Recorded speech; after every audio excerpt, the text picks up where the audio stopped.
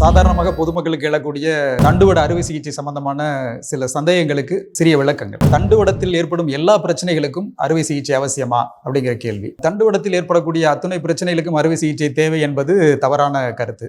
80லிருந்து 90% தண்டுவட பிரச்சனைகள் அறுவை சிகிச்சை இல்லாமலேயே சரி பண்ண முடியும். தண்டுவட பிரச்சனைகளுக்கு அறுவை சிகிச்சை தான் பண்ணணும்னு ஒரு மருத்துவர் சொல்லிட்டாரு.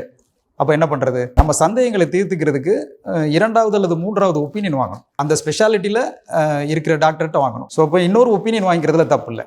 அதை விட்டுட்டு நம்ம கூகுள் பண்ணுறதோ அல்லது இன்னொருத்தர் சஃபரான ஒருத்தர்கிட்ட போய் நம்ம டிஸ்கஸ் பண்ணிட்டு அதனால டிசைட் பண்ணுறதோ ஒரு தவறான செயல். தண்டுவடத்தில் பண்ணக்கூடிய சர்ஜரி எல்லாம் சேஃப் தானா? நம்ம எங்கே விசாரித்தாலும் தண்டுவடத்தில் ஆப்ரேட் பண்ணால் கால் கை வராமல் போயிடும், ரொம்ப ரிஸ்க்கு, உயிருக்கு ஆபத்து, இந்த மாதிரியான நிறைய மித்ஸ் இருக்கு இது அரௌண்டு. ஸோ இப்போ இது உண்மையிலேயே இது சேஃபான ஒரு விஷயமா அப்படின்னு பார்த்தோம்னா, ரொம்ப நிதானமாகவும் ரொம்ப அனுபவமாகவும் இருக்கிற மருத்துவரை அனுப்பி சர்ஜரி பண்ணிக்கிட்டோம்னா சர்ஜரிஸ் எல்லாம் சேஃப் தானாங்கிறத விட இப்போ அந்த சர்ஜரியை பண்ணாமல் விட்டுட்டோம் அப்படின்னா கண்டிப்பாக நமக்கு அதனால் ஏற்படக்கூடிய விளைவுகள் சர்ஜரியிலேருந்து வர நம்ம எதிர்பார்க்குற காம்ப்ளிகேஷனை விட மோசமாக தான் இருக்கும்.